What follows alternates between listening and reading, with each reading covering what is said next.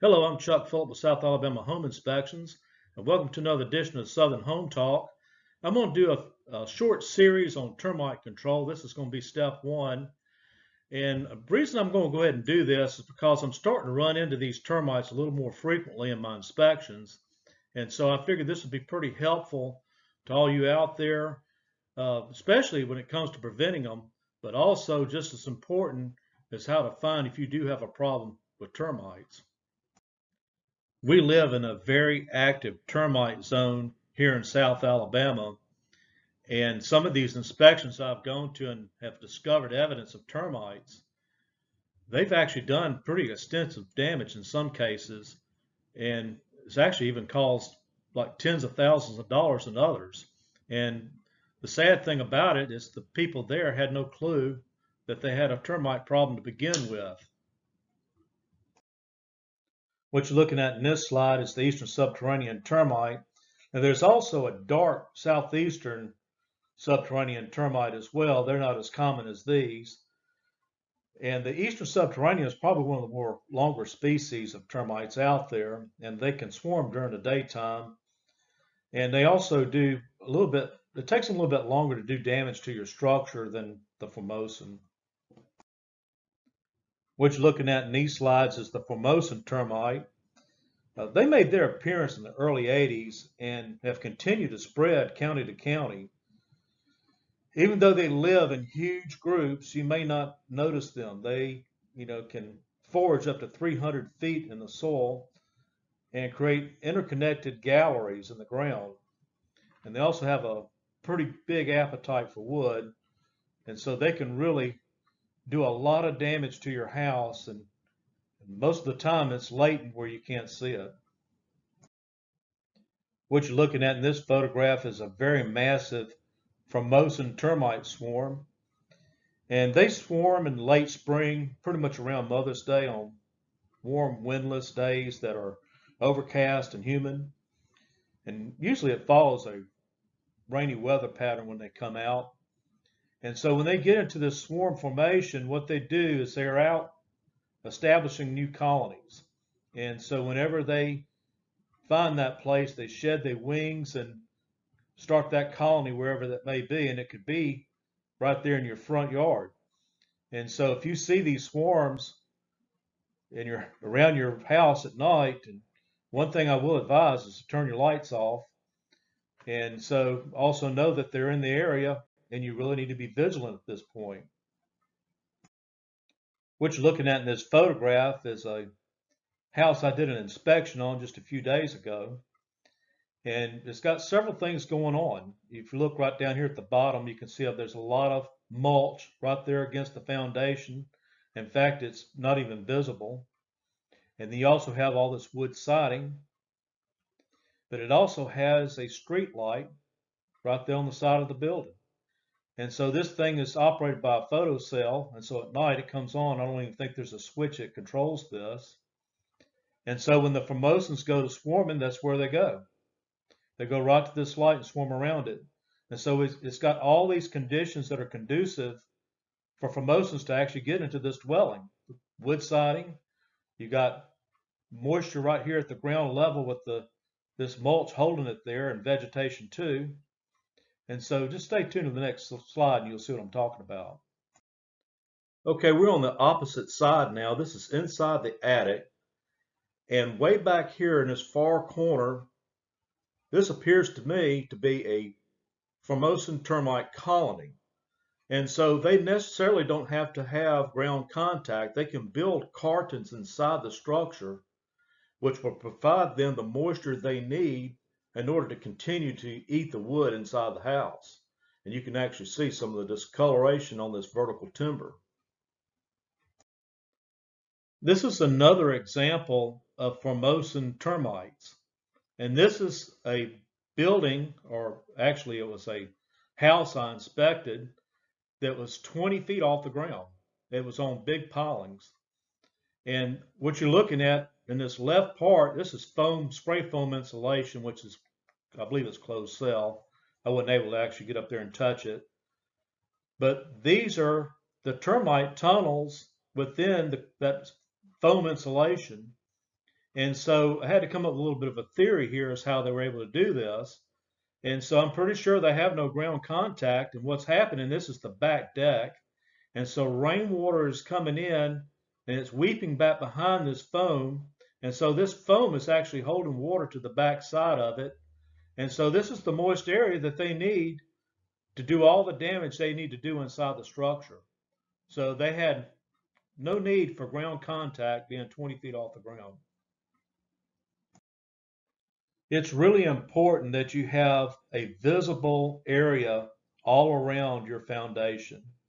And the example of that is this right here in this photograph. This line you see going up the foundation there is a termite tube. And what they do is they travel up and they build these mud tubes. And it's pretty much a highway going from the ground into your house. And so if you can't see this tube that's in place, well, then you could have termites, going into your home for very long periods of time and not know this is happening. So basically the left part of this photograph shows that. I mean, this ground is starting to get really close to the siding. And so you would not be able to see any termite tubes being built there. But another problem is you can see that there's some damage to this vinyl siding. And really, anytime you have this kind of damage, it's more than a cosmetic problem. You really need to repair any kind of damaged siding, especially at the lower level. What you're looking at in this left photograph is a good example of what not to do with vegetation or shrubbery. And I find this in probably most of the inspections I do. And you can pretty much go to any neighborhood and find this condition. And that's where you have shrubbery or vegetation either growing too close or right up against the house. And often they're using mulch or pine straw for their landscaping. And this also holds moisture to this area, making it the perfect place for termites to want to get. And so really the best thing to do is, like in this right photograph, is to have vegetation planted away from the structure and use large rocks like what's right here. And this allows the soil to drain a lot better and not hold as much moisture.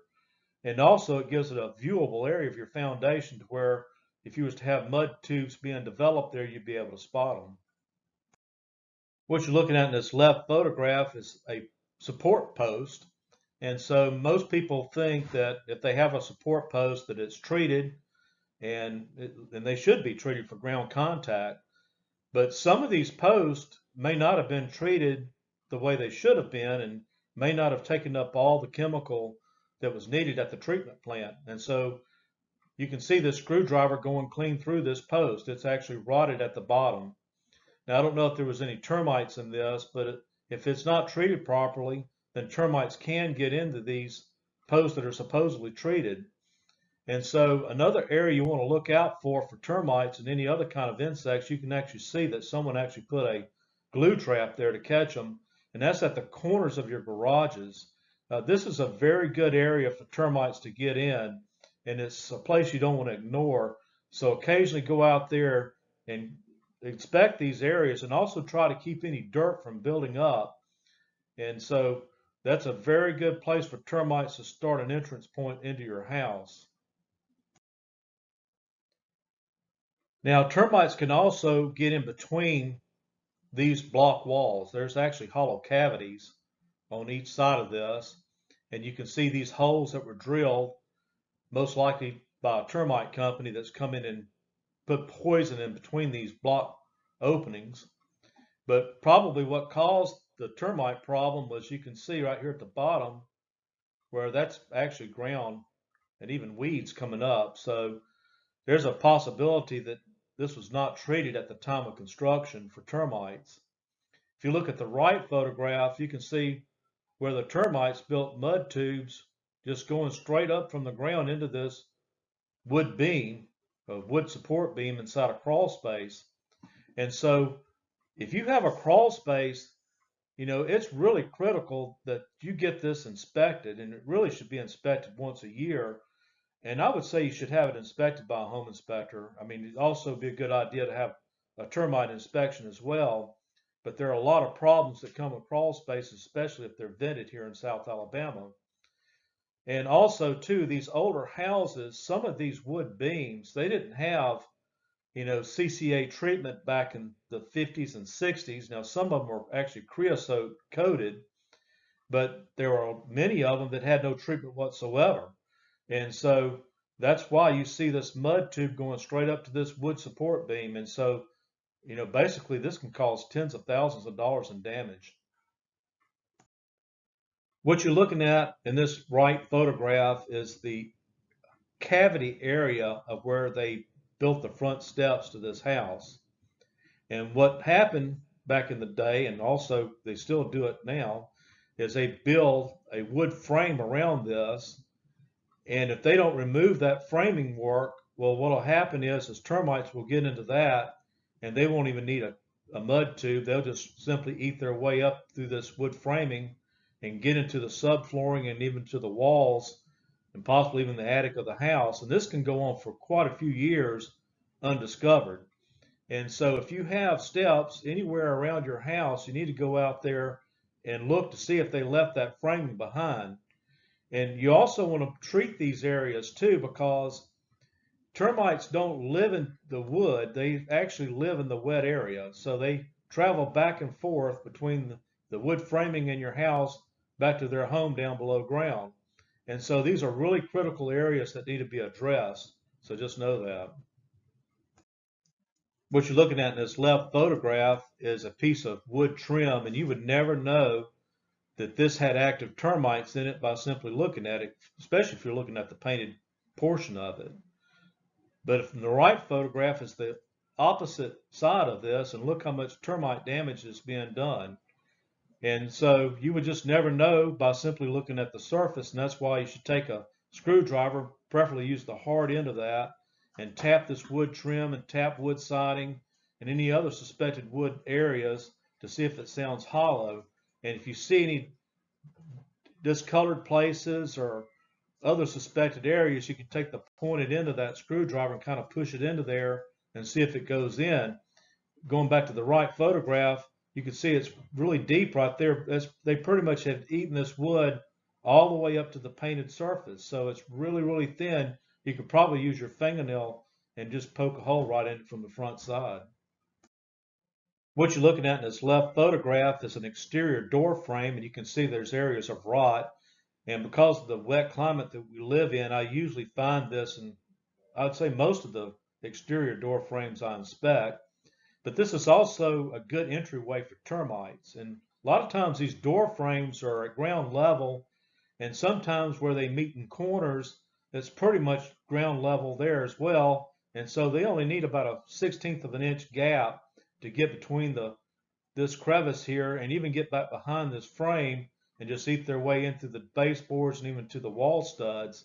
But also rotted wood will hold moisture like a sponge, and so it's going to provide them the moisture they need. Now in this right photograph, you can see where they built a mud tube above the door frame. And so this is probably a transition tube where they're going from the framework into the upper studs or even casement of this wood wall. And this left photograph was an inspection I was doing on a new house where they hadn't put in the carpet yet. And I was kind of glad that I got there prior to them doing that, because they left this opening here.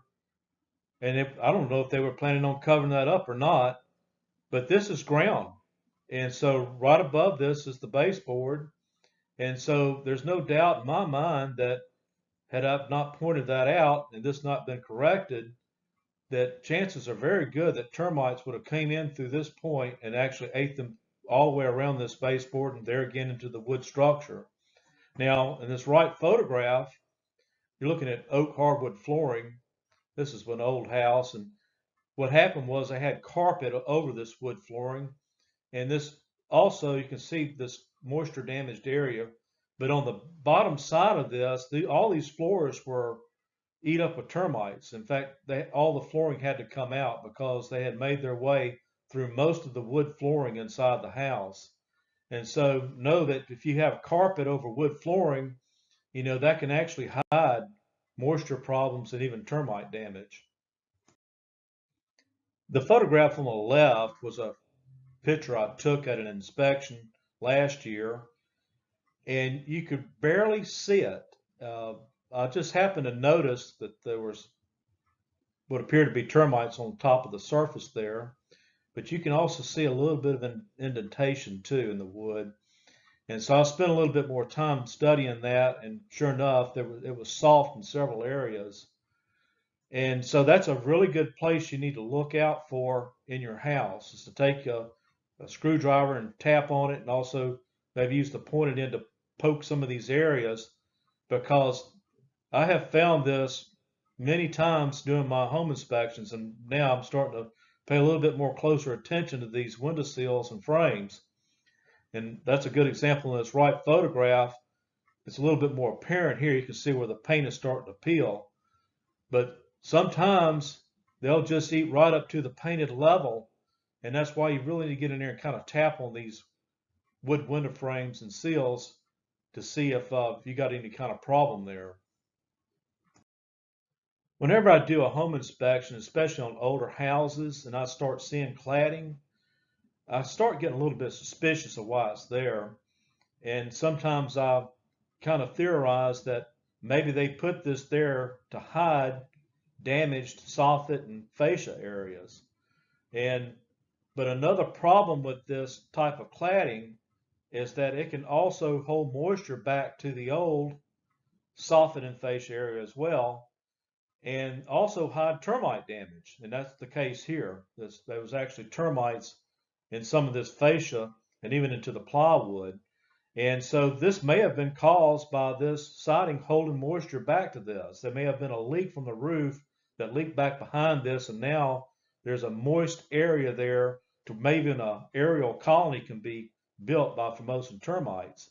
Now, the top part of one of these studs, you can see where they started to come in from the top side of this.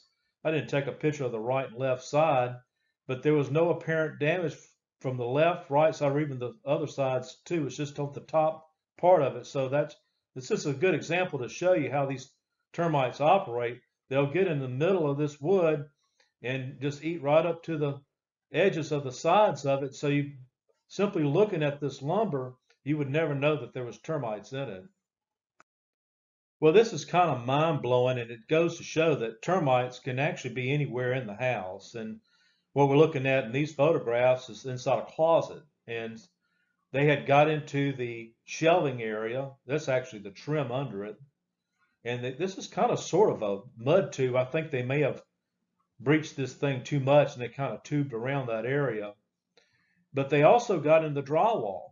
And so they will eat paper just like they will wood. And you can see the kind of damage it did. And what happened was this closet wasn't used that much and it had no light inside of it. And so they had no idea that this damage was occurring inside the house. Okay, what we're looking at in this photograph is an example of moist areas. And so we have two condensate lines coming out of the house. This longer one is the condensate line for the air conditioner. And this shorter one is the condensate line for the dehumidifier that's in the crawl space. And both are expelling water to this area. And they should extend out far from the foundation because that's the goal. You want to keep moisture away from this foundation area. And for many reasons, but in this case, we're talking about termites. But look right here at this bottom. This is actually a termite trap or termite bait station. And you can see this plunger's been popped. And the reason it's popped is because there's constant moisture being dispelled to this area. And so termites just come right up here because this is providing the moisture for them. And this bait station also provided them some food. And so they went for it and sprung the trap, and there you go. So keep in mind, if you have condensate lines around your house, that's going to be a good area for them to get in and create a colony. Thanks for taking the time to watch this presentation. And also, if you're using an exterminating company, it needs to be a joint effort between you and them to find latent issues around your house. Just don't solely rely upon them to find these problems. And also, stay tuned to the next episode I have coming up. And these are going to be the methods I'm using to prevent termites at my house. And the way to stay updated with this next video series that's coming up is by liking the Facebook page and subscribing to the YouTube channel. That way you'll be notified when I'm able to get that video up. But also please share this video as well with your friends. They may be having some issues that they're not aware of, and it's a possibility you could save their house. So thanks again.